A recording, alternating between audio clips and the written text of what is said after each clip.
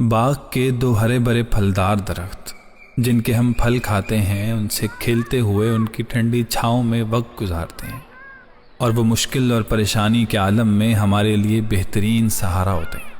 वो हमें पालते पोसते हैं, पढ़ाते लिखाते हैं, अपने आप को तकलीफ़ में डाल देते हैं, मगर हमारी हर ख्वाहिश पूरी करते हैं।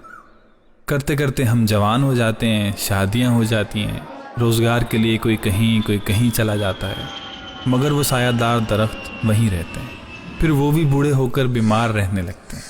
एक दूसरे को दवाइयाँ देते हैं, एक दूसरे को खिलाते पिलाते हैं, डॉक्टर के पास जाते हैं, मगर हमसे हमेशा यही कहते हैं, बेटा तुम बिल्कुल फिक्र ना करो, बस अपना ख्याल रखो, हाँ फ़ोन कर लिया करो और बच्चों की तस्वीरें और वीडियोज़ वगैरह भी भेज दिया करो।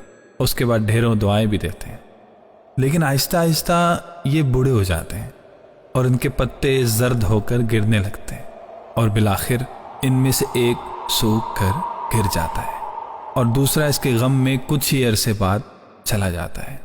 फिर हमें एहसास होता है कि हम कितनी बड़ी नेमत से महरूम हो गए।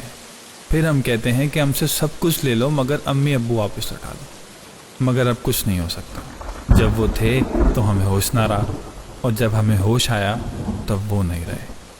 अपने माँ बाप की कदर कीजिए इससे पहले कि आप माँ बाप से महरूम हो जाए।